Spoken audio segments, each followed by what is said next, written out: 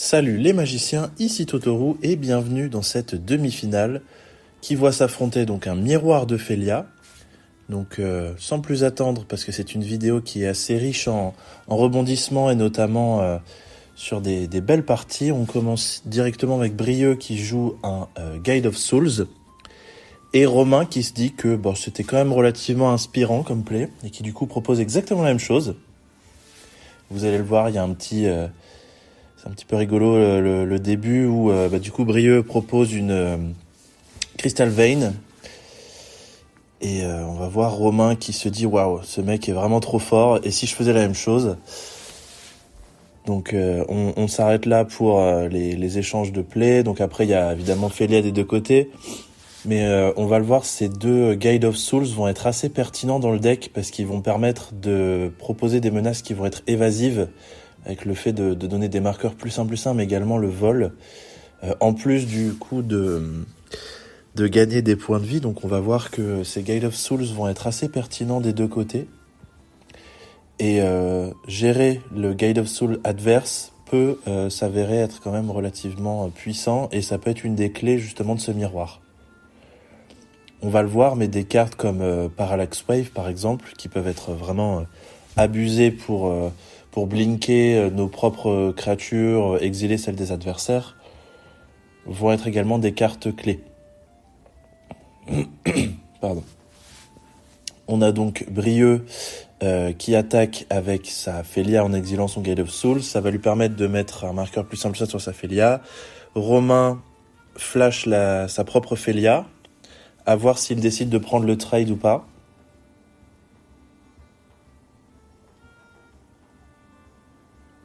Donc déjà évidemment à l'ETB on a un marqueur plus 1/+1, enfin une énergie.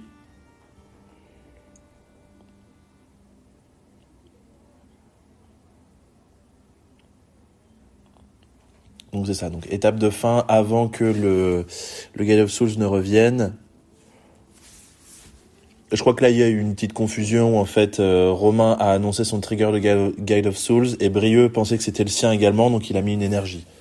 Peu importe, dans tous les cas c'est moi qui ai remis les points de vie, donc j'ai régularisé tout ça. Ce qui est intéressant, c'est que les Félia peuvent se reset entre elles, puisqu'en attaquant on peut exiler la Félia adverse pour la faire revenir en tant que 2/2 uniquement. Là, en l'occurrence, Recruiter of the Guard, ça va être une carte extrêmement puissante. On va voir, parce que ça peut aller chercher vraiment quasiment toutes les créatures impactantes du deck. Donc on va voir si Brieux a une réponse à ce Recruiter of the Guard. Je vois a priori qu'il a une solitude en main, c'est peut-être le moment effectivement de l'utiliser sur le recruteur.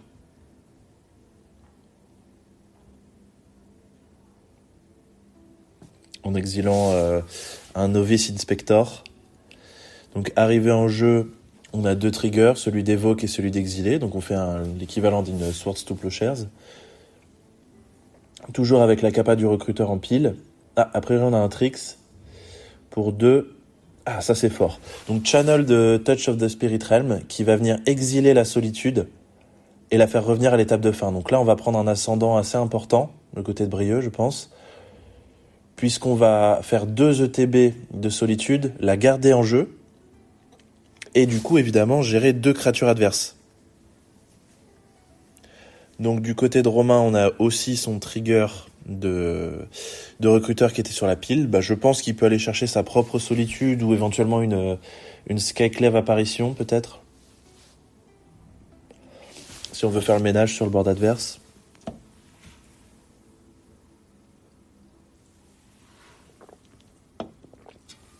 On va voir ce qu'il va chercher. En tout cas, c'est des parties où, on peut le dire, ça joue à Magic. Un avantage minime peut vraiment prendre une grande ampleur pour peu qu'il soit appuyé avec quelques capacités de Félia. En l'occurrence, la pierre angulaire du deck, c'est vraiment le commandant, parce que c'est lui qui permet de rendre toutes ces créatures qui font du 1 pour 1 en card advantage. Que ce soit sur le board, en retirant des cartes adverses ou en ajoutant dans notre propre main.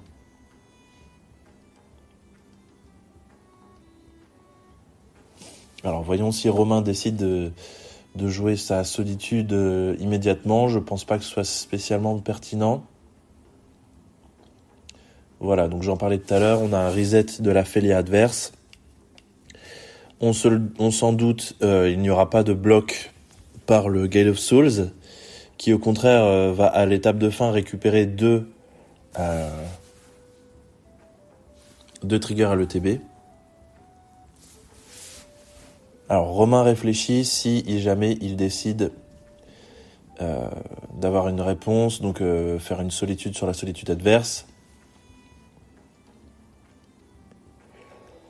Donc solitude revient, exile la Félia, et ensuite on a notre propre Félia qui revient. Retrigger, donc là on regagne un point de vie, on passe à 4 énergies, on va pouvoir activer la capacité du Gale of Souls pour mettre 2 marqueurs +1/+1 et le vol à une de nos créatures attaquantes.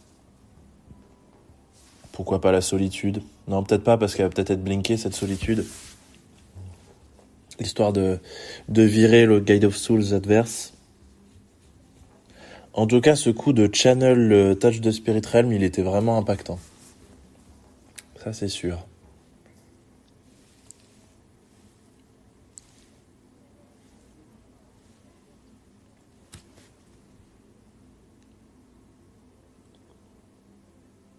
Donc, phase d'attaque avec Félia, trigger de Gale of Souls. Donc, a priori, Félia souhaite exiler la solitude. Je pense que là, ça peut être le moment de pitcher notre propre solitude pour exiler la solitude adverse.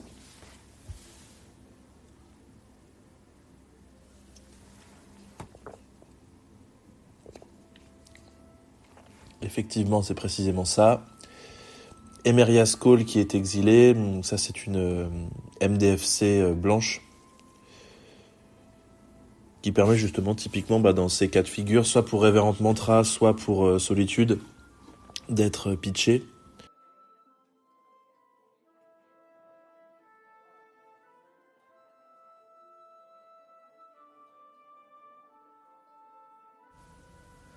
Alors je reviens après un petit souci technique personnel. Donc je disais Emeria's Call, ça a bien une mana value de 7 et pas de 5. Donc on reprend. Cette fois-ci c'est un Traben Inspector qui va permettre de créer du card advantage incrémental au fur et à mesure avec sa capacité à créer des clous à son arrivée en jeu. En l'occurrence, Brieux décide de le sacrifier immédiatement, ce clou. Ce qui lui permet, ce qui donne l'information à son adversaire qu'il n'aura pas de play complémentaire pendant son tour. Après, Brieux ne disposait que de mana colorless, donc c'est vrai que ce qu'il pourrait bluffer est relativement limité. Et il se dit que potentiellement, s'il pioche un free spell, ça peut être intéressant de pouvoir le proposer à la fin de son propre tour. En l'occurrence, cette fois-ci, c'est Romain qui joue un Council's Judgment, pour effectivement, on en parlait, donc gérer le Gale of Souls adverse, parce que c'est vrai que là, on est on est dans les tours 5-6, et les deux joueurs sont encore à quasiment 20, voire plus de 20 points de vie. Donc c'est vrai que là, du coup, on casse un petit peu la symétrie des gains de points de vie en fonction des créatures qui arrivent en jeu sous notre contrôle. Voyons comment Brieux arrive à potentiellement gérer le board de son adversaire, parce qu'effectivement, Romain dispose du Gale of Souls, mais il n'a pas grand-chose de plus, malheureusement. Petit moment de réflexion de la part de Brieux. Phase d'attaque, exil de la Traben Inspector. Romain aurait pu avoir un removal en réponse sur la Traben Inspector, mais en vrai, elle fait pas non plus une value folle. Donc en fin de tour, pour le coup, il y a un Enlightened Tutor qui va assez probablement aller chercher une Parallax Wave. Peut-être un artefact que j'aurais pas forcément anticipé. Non, effectivement. On est bien sur P-Wave, une carte qui est breaker du match-up, parce que ça vient réinitialiser tous les marqueurs qui pourraient être sur Félia. Le défaut, on va dire, c'est que ça peut redonner des ETB à l'adversaire, parce qu'on le sait, Félia, c'est un deck qui est rempli de créatures et de permanents qui ont des ETB. Mais pour le coup, ça vient donner un gain de tempo qui est quand même assez important.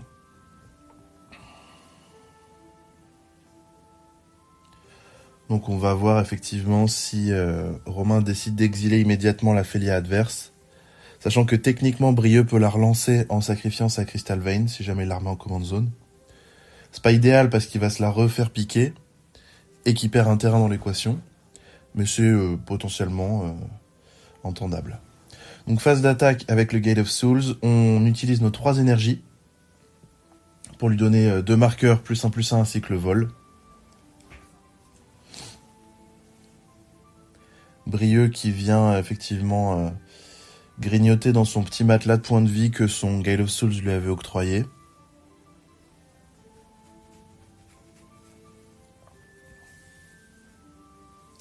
On va très probablement exiler la Félia en réponse avant qu'elle attaque, au passage en phase d'attaque.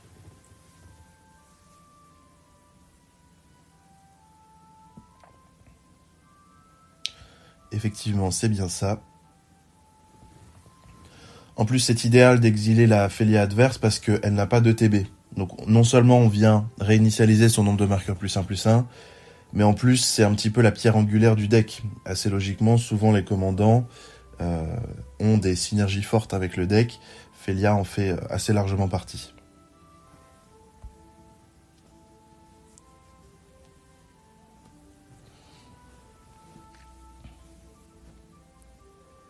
Moment de réflexion de la part des 2 joueurs.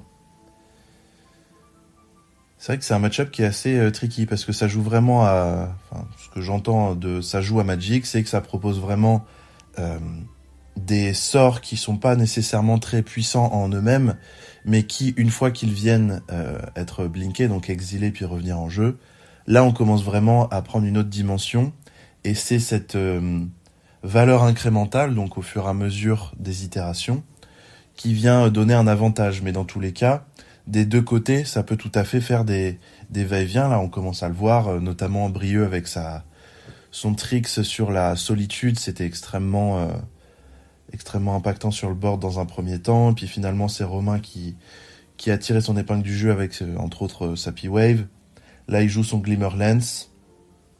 Il a 4 mana up, donc ça veut assez probablement dire qu'à la fin du tour de Brieux, il va jouer sa Félia. Quitte à potentiellement blinker plusieurs fois sa P-Wave, si jamais il veut la réinitialiser. Pour faire lui-même ses propres TB, hein. Faut garder à l'esprit que P-Wave, ça peut être usé aussi, utilisé pour ses propres effets d'arrivée en jeu. C'est moins usité, on va dire, mais c'est possible. Donc Glimmer Lens qui va permettre de donner... de piocher des cartes avec en attaquant avec plusieurs créatures. De la façon dont c'est wordé, c'est quand la créature équipée attaque avec au moins une autre créature. Donc si jamais le rebelle il attaque avec Félia et qu'on blink le Glimmer Lens, on peut s'arranger pour piocher une carte et ensuite blinker le Glimmer Lens. Pour ça, c'est bien fichu. Donc effectivement, Brieux attendait Romain au tournant. Assez logiquement, il a gardé son petit contre permissif. Et Romain, malheureusement, pour lui, n'avait pas le mana nécessaire, mana supplémentaire pour faire ça. Donc la phase d'attaque, on pioche notre petite carte. Là, c'est aussi une guerre de serre, hein, parce que plus on a de cartes en main, plus on a de chances d'avoir un permanent impactant qui peut effectivement retourner la partie.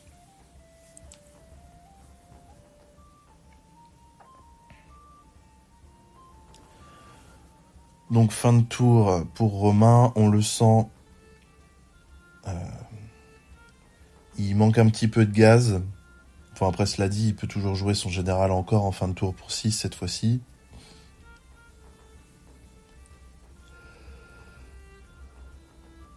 Et faut admettre quand même que le Traben Inspector n'applique pas une cloque très conséquente avec son 1 d'attaque et 2 d'endurance.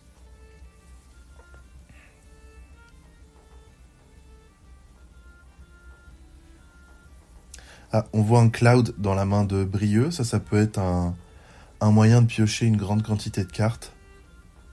Ah non, intéressant. Ça aussi, c'est une carte qui peut vraiment être Mirror Breaker, c'est l'Overlord. Puisqu'il pose 3 bodies quand il arrive en jeu. Enfin, si on le lance pour 4, le dernier body arrivera plus tard. Mais on est sur de la belle carte, ça c'est sûr. Qui va effectivement mobiliser la P-Wave, assez probablement.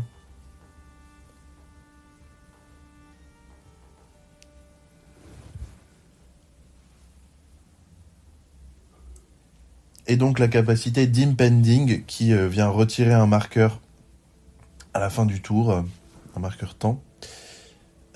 Et qui, à la fin quand on retire le dernier, la créature, l'enchantement redevient enchantement créature. En plus, les petits jetons, ils ont le bon goût d'avoir le vol.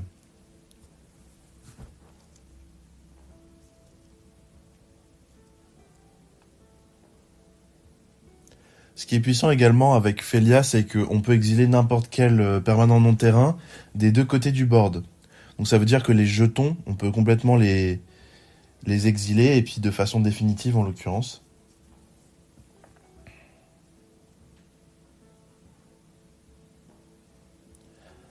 Et ben, on peut dire en tout cas que ça se renvoie coup pour coup, puisque Romain joue exactement la même chose que Brieux au tour précédent, à savoir l'Overlord of the Mistmoors.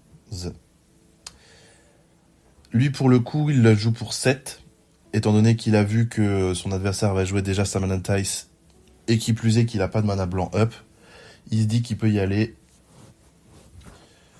nez dans le guidon.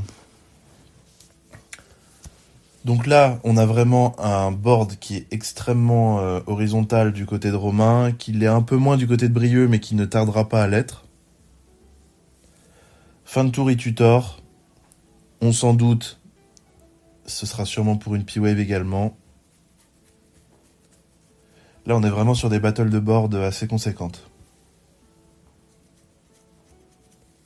Puisque Brieux souhaite temporiser pour que son Overlord à lui devienne une créature pour pouvoir attaquer avec ultérieurement. Un autre moyen évidemment de tricher là-dessus, c'est d'exiler avec la capacité de Felia l'Overlord qui est en enchantement, puisqu'il revient sous forme de créature, et recrée 2 jetons insectes de 1 avec le vol.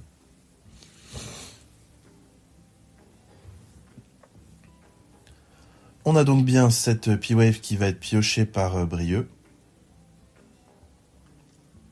Et il l'a fait à son upkeep, très bien. Du coup pour 4, j'ai l'impression qu'il a payé 5. Ah, il avait qu'un mana blanc, donc du coup il a dû payer 5 pour filtrer un mana avec le Talon's Gate of Madara. Ok, intéressant.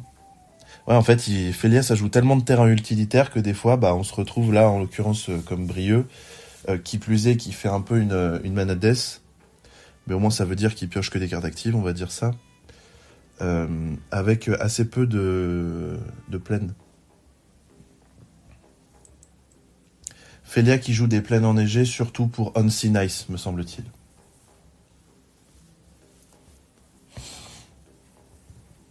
Alors, pour 3, ouf, la Skyclave apparition qui fait mal. Là, c'est vraiment un peu dramatique pour Brieux, parce que la Skyclave va venir gérer la P-Wave adverse. La seule façon, effectivement, de s'en sortir un petit peu, ça va être d'exiler des créatures adverses pour les réinitialiser, qu'elles puissent pas attaquer.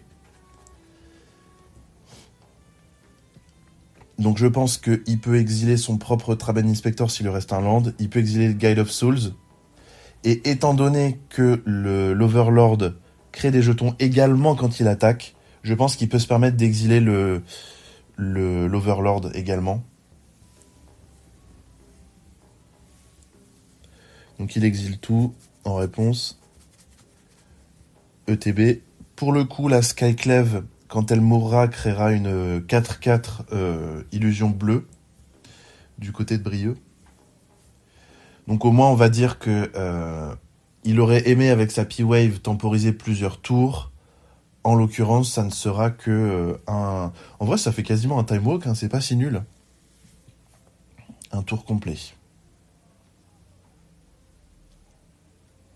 Ah ouais, par contre, avec les différents ETB, Romain va regagner quand même pas mal de points de vie.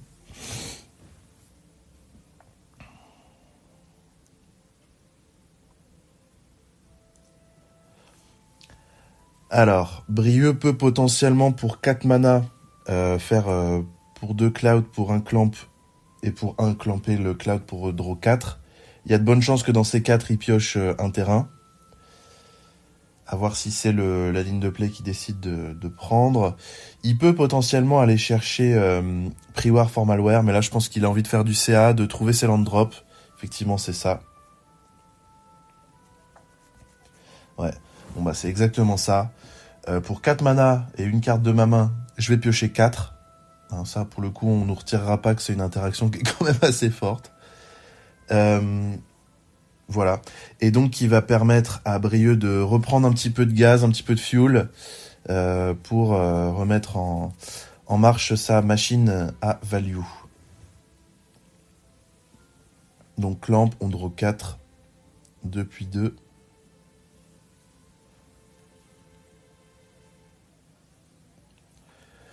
C'est idéal, il a trouvé son land drop. En l'occurrence, il me semble avoir vu un Pass to Exile, qui exile une créature en donnant un basique engagé à son adversaire. Donc il va très probablement pouvoir path l'Overlord adverse, avant la phase d'attaque naturellement. C'est vrai que c'est un peu embêtant de donner un terrain à son adversaire, mais là c'est soit ça, soit il se prend une grande quantité de dommages au vol. Staff of the Storyteller, qui va venir lui faire piocher quasiment une carte par tour, puisque avec son Overlord, il crée des jetons régulièrement. En plus, Romain propose du board qui a le vol, donc qui passe par-dessus le board adverse, si ce n'est le petit effectivement insecte restant.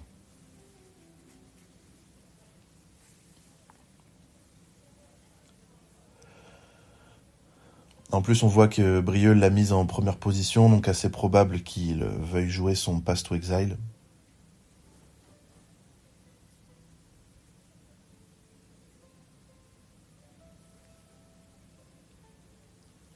Ok, intéressant. On équipe le Glimmer Lens avec Gate of Souls. Avant la phase d'attaque, ouf, oh alors ça c'est puissant ça. Ah, ça fait mal. Ouais, bah effectivement, je pense qu'on peut remballer là-dessus. Un contre sur notre removal qui nous permettait de temporiser. Bravo à Romain qui remporte la première partie. C'est donc Brieux qui naturellement débute la seconde. Ocelot Pride, c'est assez puissant. Bon bah voilà, on a les deux meilleurs amis de MH3, Gate of Souls et Ocelot Pride. En l'occurrence, Gate of Souls a le bon goût d'avoir 2 d'endurance. Donc, Ocelot Pride ne peut pas attaquer. C'est un peu embêtant parce que effectivement, là où Ocelot Pride est puissant, c'est à sa capacité à attaquer, à gagner des points de vie et donc à créer du board. Là, cette fois-ci, Romain Brieux va pouvoir potentiellement attaquer. Attention qu'il y a la Félia qui attend en embuscade. Donc il faut avoir un removal éphémère si jamais, ou un contre. Parce que Félia peut attaquer en exilant le Gate of Souls adverse, dire je passe à travers, mais par contre il y a la Félia qui va arriver et bloquer le slot Pride adverse. Ok, donc il y va, donc ça veut dire qu'il a très probablement une réponse. Avant les bloquants, Romain pose sa Félia, il gagne un point de vie, une énergie.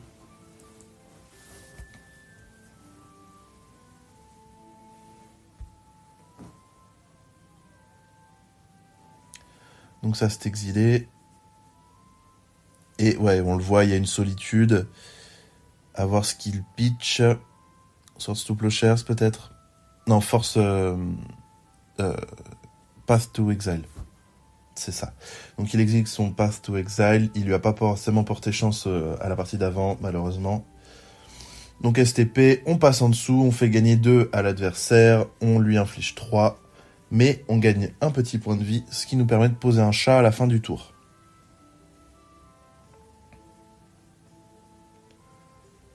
Esper Sentinelle, ça peut être pas mal également pour taxer un petit peu les sorts non-créatures joués par l'adversaire.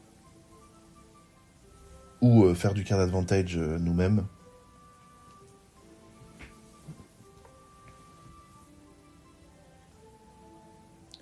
Skyclave apparition, on va voir ce qu'il décide d'exiler. Assez probablement la Félia adverse, c'est ça. Tout en regagnant un petit point de vie.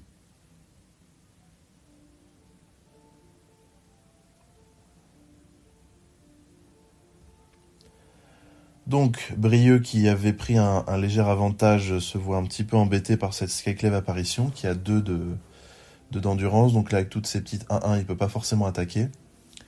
Il garde ses 4 mana, donc on le sait. Les joueurs de Félia ayant une command zone qui a le flash, n'ont pas à se précipiter et peuvent jouer leur commandant au moment le plus opportun, souvent à la fin du tour adverse. Blade Splicer, c'est extrêmement puissant puisque ça vient poser des 3-3 qui n'ont pas de contraintes, contrairement à Toby qui met une 4-4 mais qui peut ni attaquer ni bloquer seul. Et en l'occurrence, Blade Splicer n'est qu'une 1-1, mais par contre il donne l'initiative aux autres golems.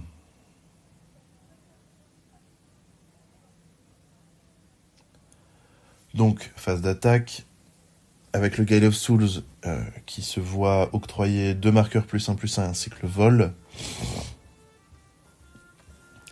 En fin du tour, Flash Félia, assez logiquement.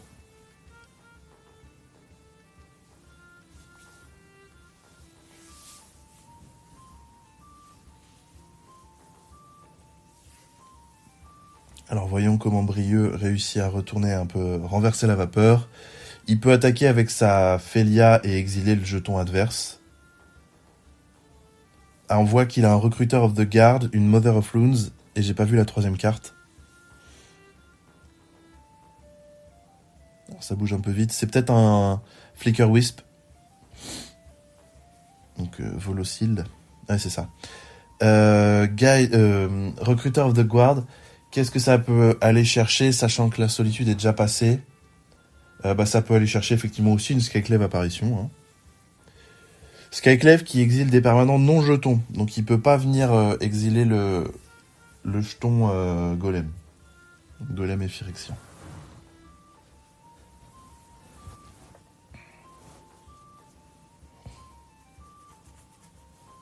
Ok, on va voir ce qu'il décide d'aller tutoriser avec son recruteur.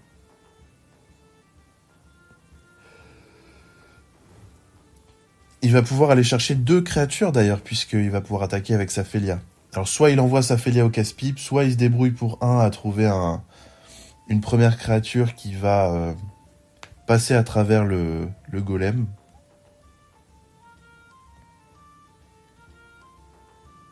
Ah, Gale of Souls, on a vu, il s'est complètement illustré lors de la première partie. Alors, on a un Ephemerate, j'ai pas bien saisi à quel moment il a été cast. Pour essayer... Ah non, d'accord. Brieux souhaite rentrer en phase d'attaque. Romain joue une Ephemerate sur sa Skyclave apparition. Romain ne paye pas la taxe de Esper Sentinelle, donc Brieux pioche une carte. Ensuite, l'Ephemerate rentre en pile. Et a priori, voilà, résout. Donc... Ah ouais, ça c'est puissant quand même, hein. Blinker plusieurs fois une Skyclave pour exiler la command zone adverse qui a moins de 4 de mana value, c'est extrêmement puissant quand même.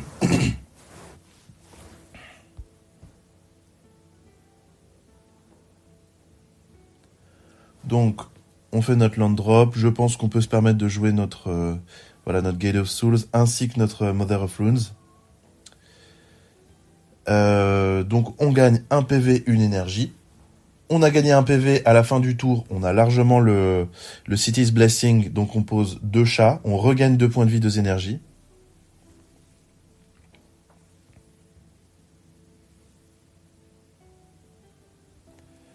Voilà. Donc, on a 3 énergies, a priori. Et c'est là que ça fait tout à fait sens d'être allé chercher cette petite Gate of Souls. Puisque ça nous permet, à travers le board adverse, de créer un board très horizontal. Ce ne sont entre guillemets que des 1-1, mais pour le coup, va y en avoir une grande quantité.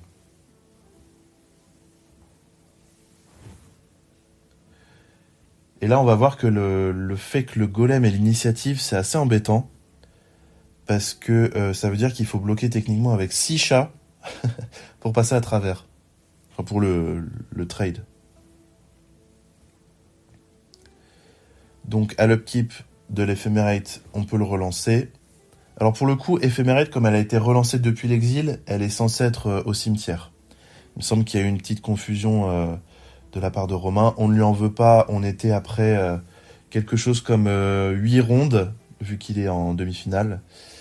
Donc, ça arrive de faire quelques petites approximations. Donc, on relance Félia.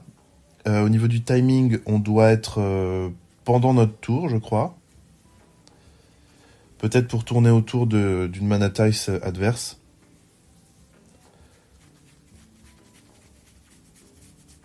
Ah oui, j'allais dire, c'est intéressant d'attaquer avec le Blade Splicer.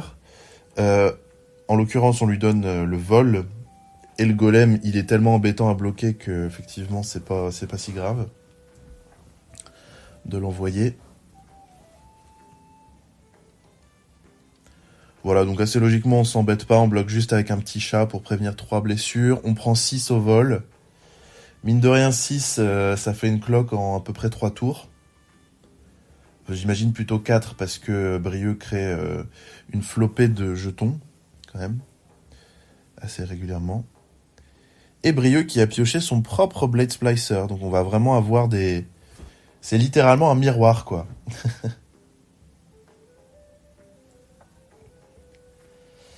Donc là, il y a juste... Ah oui, voilà, donc on va... Ah oui, et là, le chat, il devient quand même assez puissant.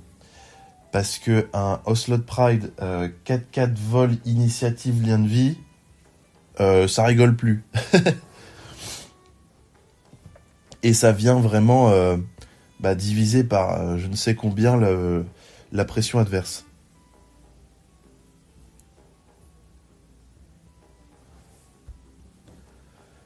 Donc on est vraiment sur un renversement de vapeur, dirons-nous.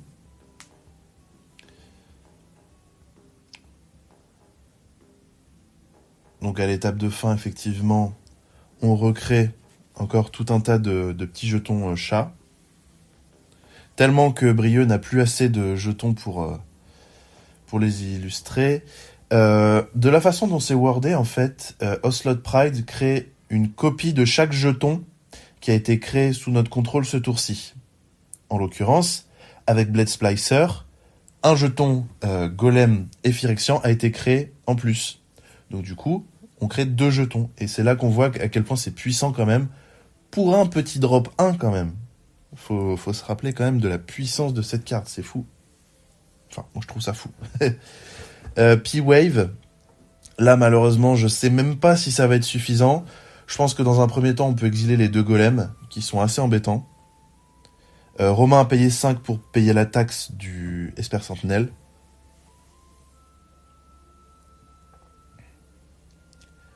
Phase d'attaque avec nos volants. A priori, il n'y en a pas trop en face, si ce n'est l'Ocelot Pride, mais qui est déjà engagé. Phase d'attaque avec Félia, on exile un premier token. Ouais, je pense que là, on n'a pas forcément envie d'exiler notre Skyclave encore une fois, puisqu'on va donner une 2-2 à l'adversaire. Après, ça pourrait être intéressant pour virer l'Ocelot Pride ou le Guide of Souls.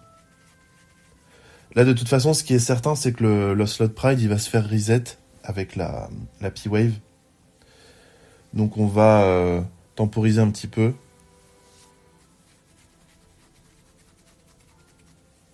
Alors je sais pas trop comment Brieux il essaye de bloquer là, mais je crois qu'il a oublié qu'il y a du vol.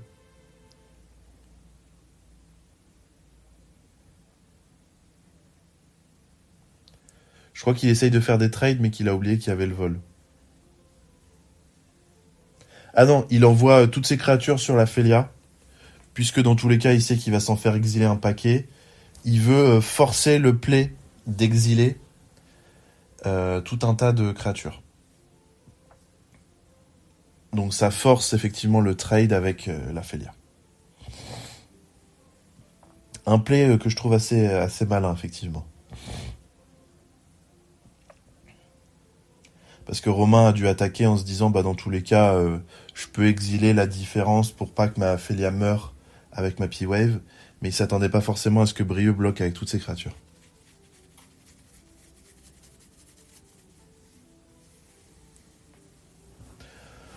Donc, voyons comment on arrive à renverser la vapeur à partir de là, du côté de Romain. Parce que certes, on a notre P-Wave on board, mais c'est vrai que cet Ocelot Pride est un peu embêtant. Après, on peut tout simplement l'exiler et puis voir comment ça se passe. Scavenger Ground, le terrain qu'on peut payer 2 pour exiler tous les cimetières. Là, en l'occurrence, c'est pas un des match-ups où ça va briller le plus. On s'en fiche un petit peu, même. Ce qui compte, c'est notre capacité à créer un board horizontal et des synergies fortes, à base de solitude en l'occurrence, qu'on peut blinker pour exiler plusieurs créatures adverses.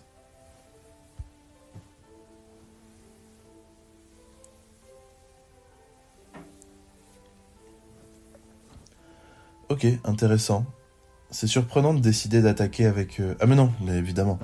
D'attaquer avec le... Ok, c'est même encore plus intéressant que ça. Brieux attaque avec le Recruiter of the Guard en lui mettant des marqueurs dans le but que Romain l'exile avec la P-Wave pour bénéficier de son ETB ultérieurement. A priori, Romain n'est pas tombé dans le panneau.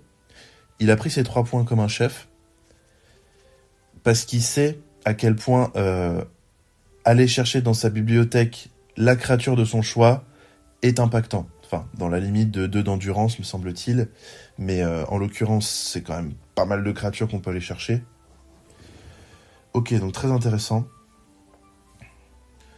On sent quand même qu'on a affaire à des joueurs qui savent ce qu'ils font et qui maîtrisent effectivement leur paquet. Puis ce qui est toujours intéressant dans un miroir, peu importe le deck, c'est que pour peu qu'on joue la même version, parce que des fois il y a des decks où il y a des versions différentes, on connaît plus ou moins les outs que peuvent avoir notre adversaire. Donc c'est presque comme si on était en open decklist. À savoir connaître la decklist de notre adversaire. Donc on poursuit l'offensive du côté de Romain, parce que mine de rien, on a nos 2-3-3 volants. Hein.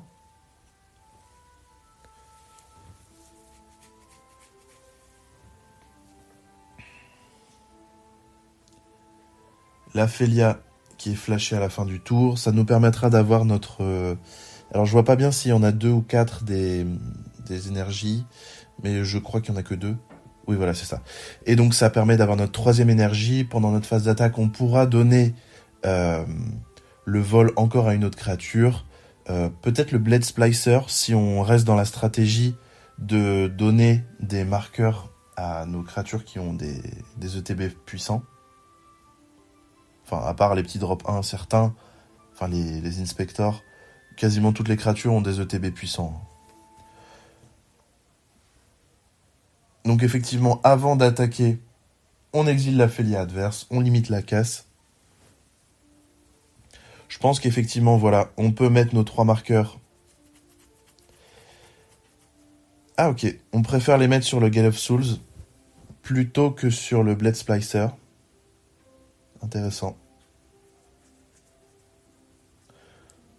Donc on décide de rester sur la défensive parce qu'effectivement, il suffirait de quelques removals et on pourrait passer à travers les quelques bloquants de Brieux.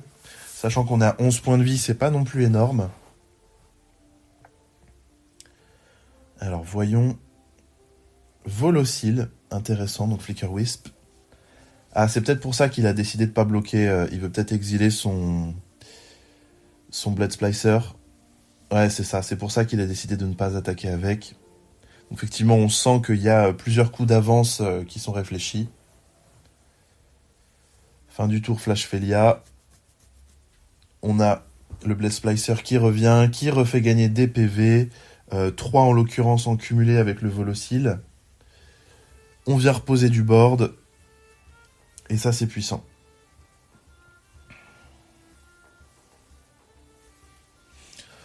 Ouais, ça c'est un match qui est extrêmement intéressant à mon sens. Ça se renvoie coup pour coup. La barre d'avantage fluctue des deux côtés en fonction des différentes draws et des synergies qui peuvent apparaître.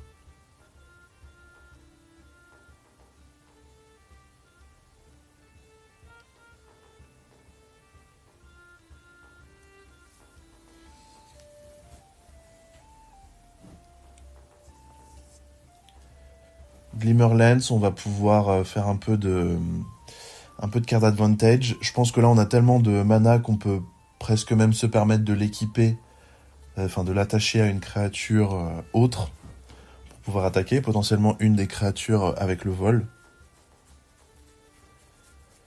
Sachant que le Blade Splicer du côté de Romain, il est 3-3 vol, donc du coup il se fait bloquer par le vol hostile adverse.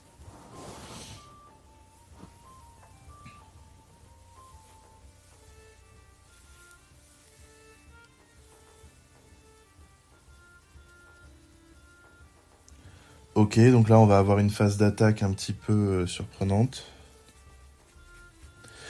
Je vois pas pourquoi il a pas mis sa 3-3, Brieux.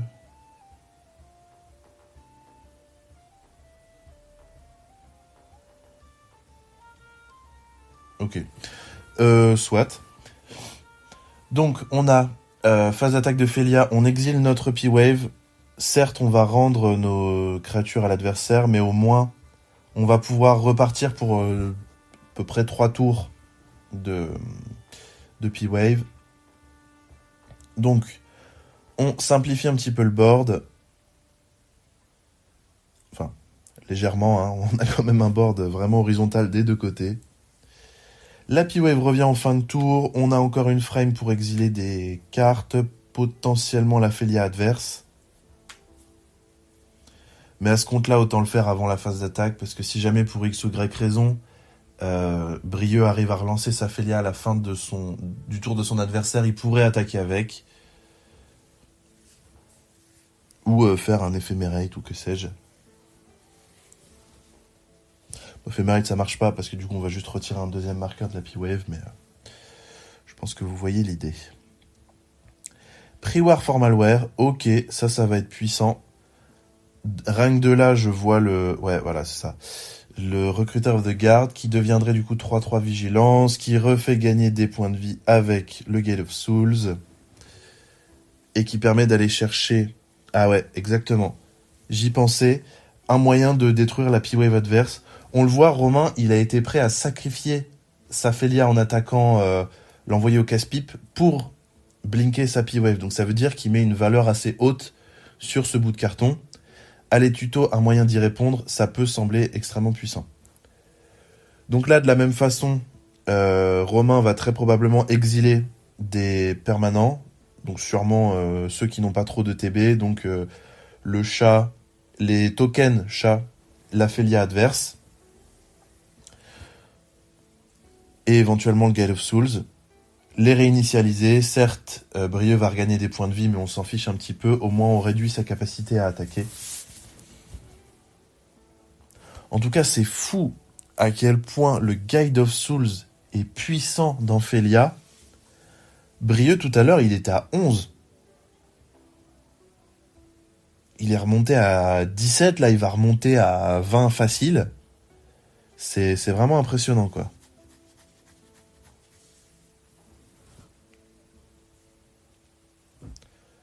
Donc...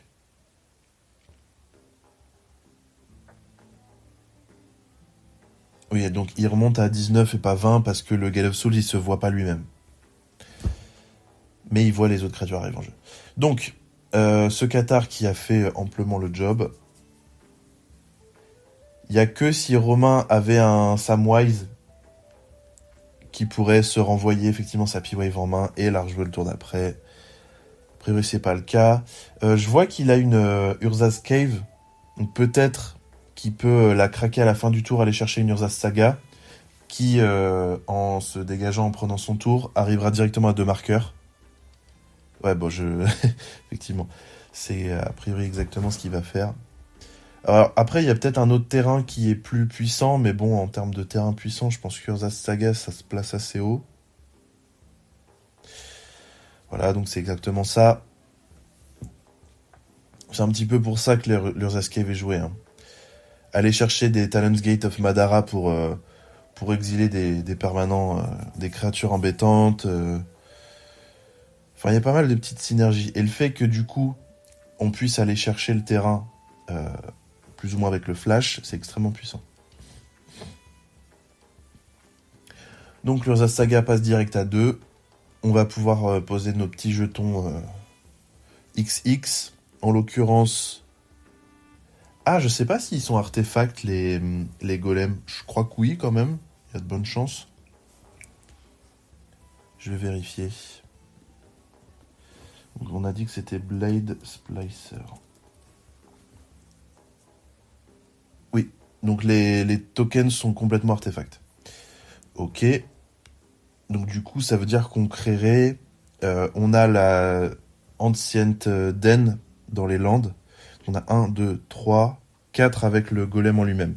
Le construct. Donc il faut simplement avoir ça à l'esprit du côté de Brieux en attaquant. Éviter d'attaquer avec des piétons qui pourraient se faire embêter. Et e-tutor, effectivement, pendant que je blablatais, j'avais pas capté, mais effectivement, on l'a vu, c'était puissant d'un côté, bah pourquoi pas le faire de l'autre. C'est fou de voir vraiment en boucle Blade Splicer, euh, Gale of Souls, P-Wave, Solitude, et puis ça boucle.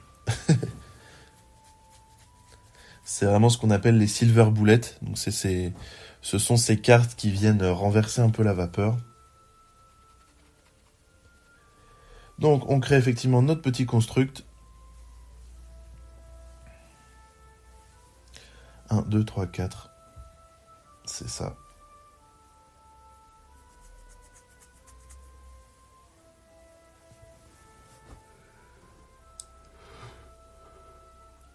Donc pour limiter la casse, on vient exiler les différents artefacts du côté de Romain.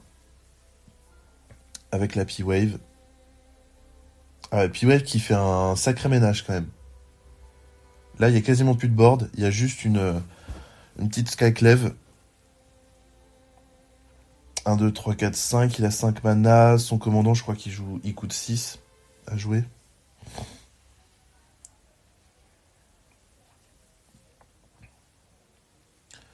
Ok, intéressant.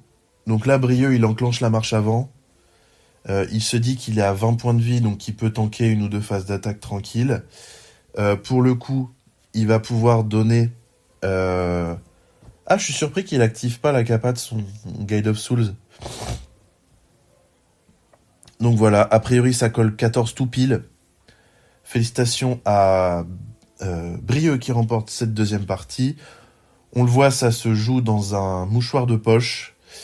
Effectivement, c'est assez serré.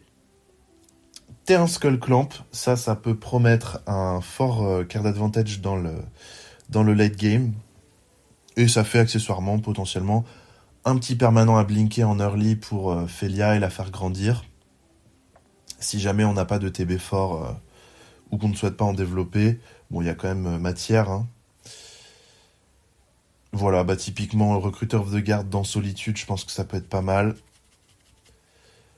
Ou si on veut pré-shot le fait que son adversaire il peut jouer P-Wave, on peut aller chercher Qatar Commando, même si en vrai ça me paraît pas idéal. Je pense que là, en première intention, on va chercher Solitude, éventuellement Gale of Souls,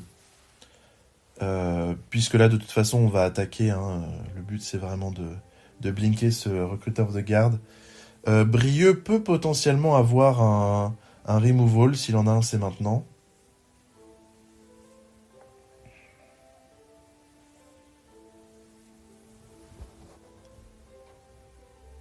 Pour 2 en fin de tour, assez logiquement, on flash notre propre Felia.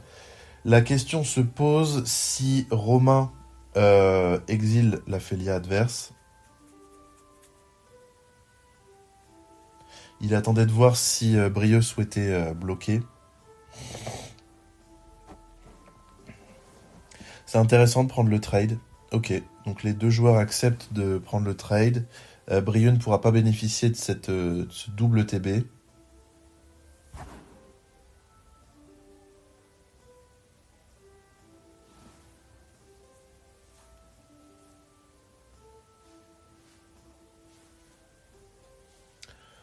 pour 3.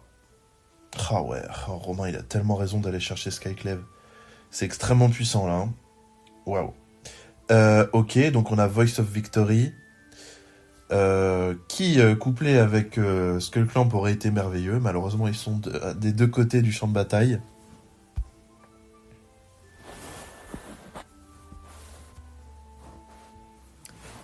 Donc, Swords to Plowshares. Ok, donc on vient vraiment nullifier tous les plans de jeu adverses. On va pouvoir attaquer pour 1 avec notre petit recruteur. Il n'y a pas grand chose à craindre pour un mana. S'il y avait eu un removal, il aurait été fait plus tôt. Ok, alors ça c'est du powerplay, ça. Arachné qu'on joue pour sa capacité de web slinging, qui nous permet de récupérer notre créature avec ETB, de regarder la main adverse, de choisir un type autre, naturellement, que créature, pour donner une taxe de 1. Donc là, en l'occurrence, ce sera très probablement enchantement, pour que le Unseen Ice coûte 1 de plus.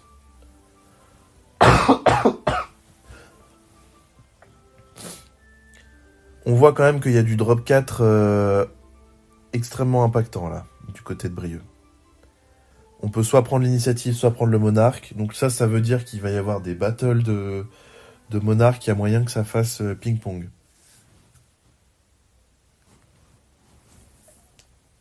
C'est vrai que l'initiative, on la voit plus du tout. Je pensais pas que le ban de YPA, de White Plume Adventurer, allait vraiment annuler complètement cette capacité, parce que c'était vraiment extrêmement joué, quoi.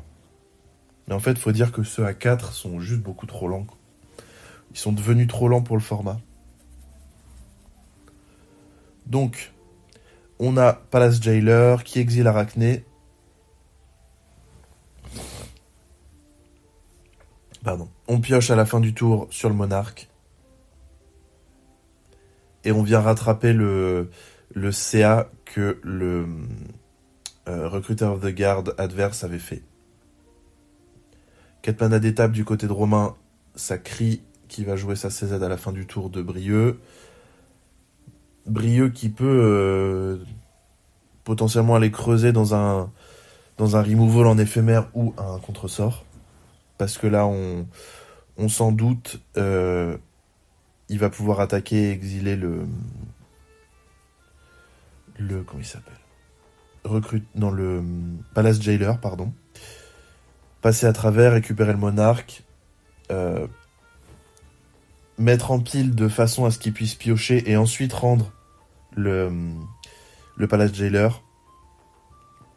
Ouais, là c'est puissant quand même. Avoir 2 bloqueurs, ça change complètement la donne. Sauf si... Ah bah non, c'est bon. C'est bon parce qu'il y a la solitude. Donc en fait, Romain va pouvoir jouer son Felia, exiler soit avec Skeklev, soit avec Solitude. Je pense qu'il va plutôt exiler Seasoned Engineer. Voilà. Bon, chaque chose en son temps, on va le voir.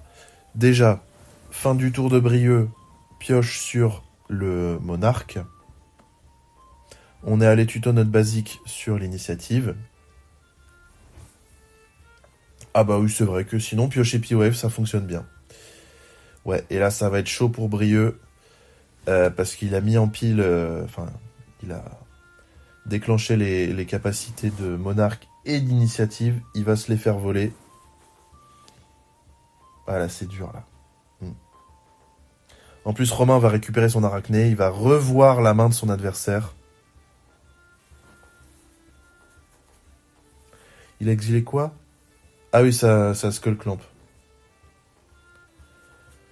Le monarque plus l'init, il peut aller tuto son basique. À l'étape de fin, il va piocher une carte.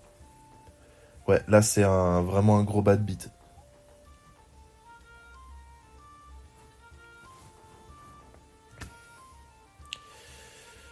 Ouais.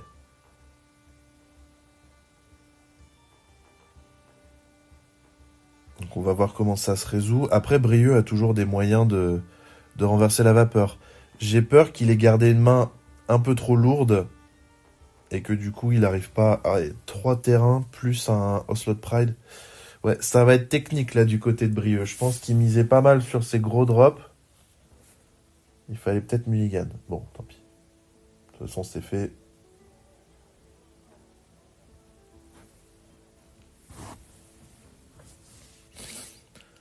Donc, on récupère effectivement tous nos permanents.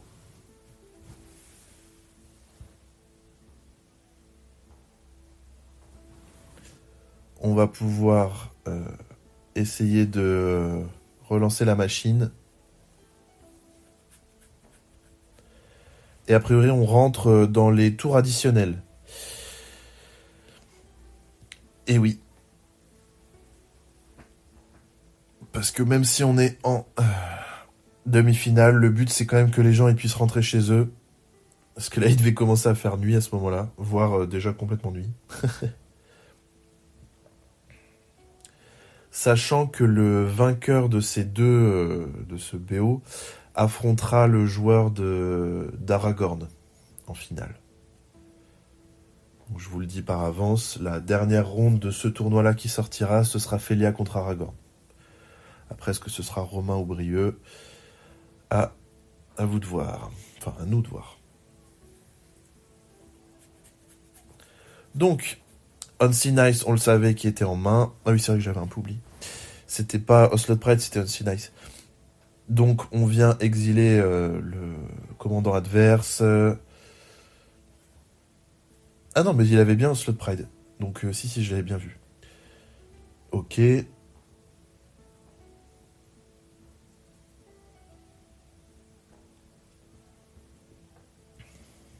Arachné qui en plus me semble à la vigilance, si je dis pas de bêtises. Enfin, je suis pas sûr. Donc là, le fait d'avoir l'init plus le monarque, c'est vraiment dur. Journey to Nowhere pour exiler le potentiel bloquant adverse. Donc vraiment, on enterre tous les espoirs de Brieux. Je pense qu'une P-Wave peut venir renverser un peu la vapeur, parce que là, à la fin du tour de Romain, Brieux va jouer sa commande zone. Il va pouvoir attaquer. Ah non, bon, bah, il a pas du tout la vigilance, l'Arachné. De toute façon, Romain a l'info de la main de Brieux qu'il a une Gemstone Caverns en main.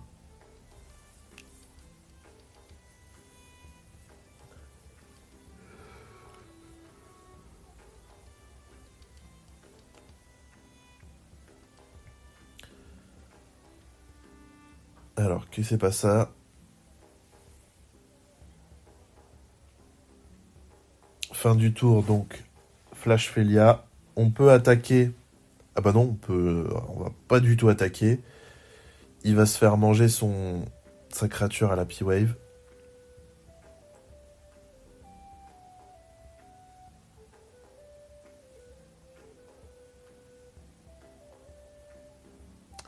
Moment de réflexion du côté de Brieux. Ça va vraiment dépendre de ses pioches. C'est juste un petit peu dommage si jamais il fait une flood après avoir enchaîné avec une death. Malheureusement, la variance, ça fait partie du jeu. C'est aussi ce qui fait qu'on ne fait pas deux parties qui sont identiques, quoi.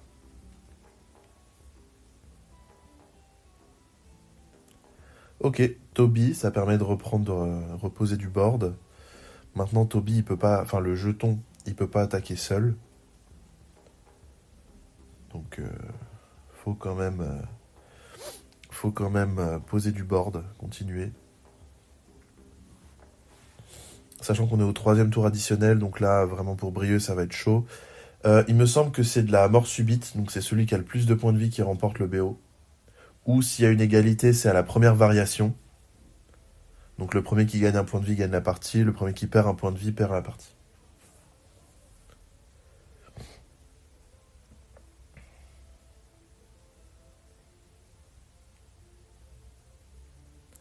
Ouais, sachant que à l'upkeep de Romain, Brieux va perdre 5 points de vie a priori, puisqu'il est rentré dans l'init. Je crois d'ailleurs qu'il a oublié une ou deux fois les triggers. Hein.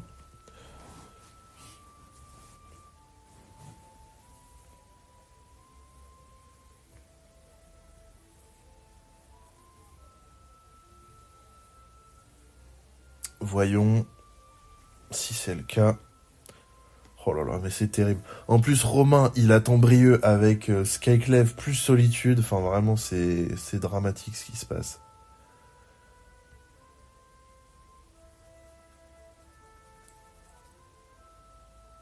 Donc la P-Wave est sacrifiée. Ok, intéressant.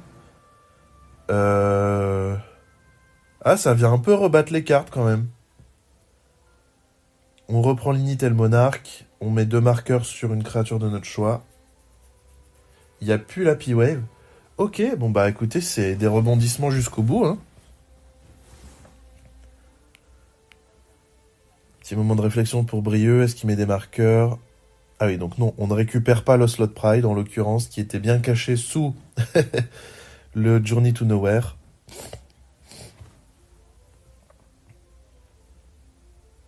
Alors, voyons comment est-ce qu'on peut renverser la vapeur cette fois-ci. Pour info, Toby est un wizard, donc s'il attaque, il peut trigger avec la capa du Season Dungeoneer. Ah bah j'en parlais. Samwise qui va venir renvoyer en main la... comment ça s'appelle? P-Wave, naturellement. Pour pouvoir la rejouer, retemporiser et a priori remporter le match. Donc on va voir si c'est ça ce qui se passe ou pas.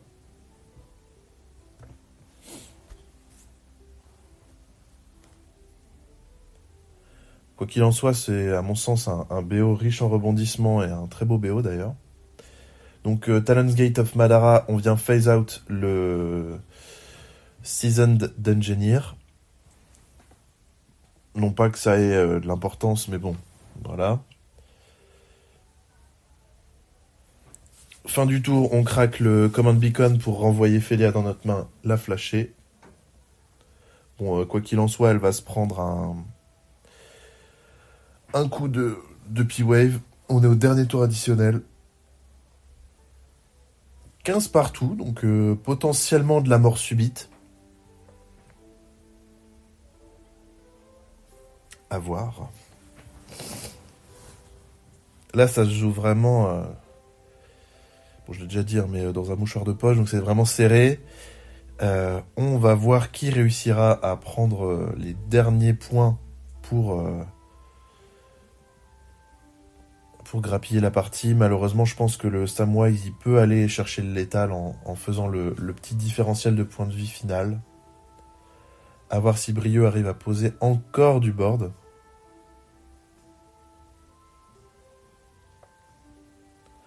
Donc avant d'attaquer, on exile la Félia, ainsi que tout le board adverse. Il nous reste même un marqueur temps pour pouvoir temporiser un tour. Là, il faut vraiment que Brieux il ait une créature à poser.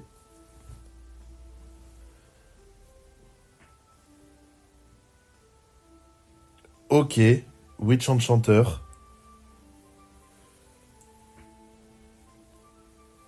Oh la vache, mais c'est joué, mais c'est serré, mais jusqu'au bout, quoi.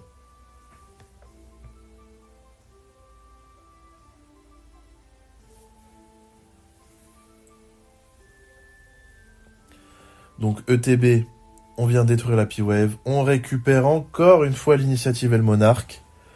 Sachant que la capa du Palace Jailer est conditionnée au...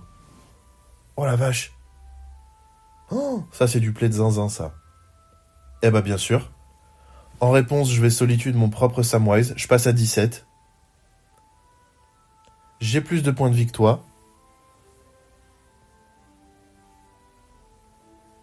Oui, alors là, du coup, il y a eu simplement une petite miscommunication. Brieux pensait qu'il pouvait piocher sur sa capacité de la TTI, de l'initiative, avant que la solitude ne résolve. En l'occurrence, de la façon dont ça se passe, c'est la solitude qui va résoudre d'abord. Romain passe d'abord à 17. Et ensuite, Brieux pourra piocher sa carte. Mais à moins qu'il pioche lui-même sa propre solitude ou son propre Swords to Plowshares, ça peut complètement être terminé sur ce coup-là. Waouh, un BO riche en rebondissements jusqu'à la fin, vraiment. On va voir ça. Donc il y a simplement un mini ruling de la part de Diego. Donc effectivement, Samwise est exilé. On regagne 2, on passe à 17. Et étant donné que c'est à la mort subite, c'est à Brieux de piocher sa carte.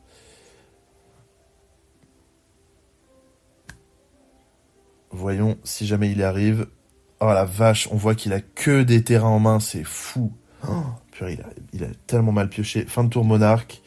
Et c'est donc Romain qui remporte ce BO d'anthologie. Bravo, c'est le maître des chiens. Il a réussi à remporter ce miroir de Félia. Merci de m'avoir écouté, c'était long. Je vous remercie, c'était Guillaume Totorou pour l'entre du deck.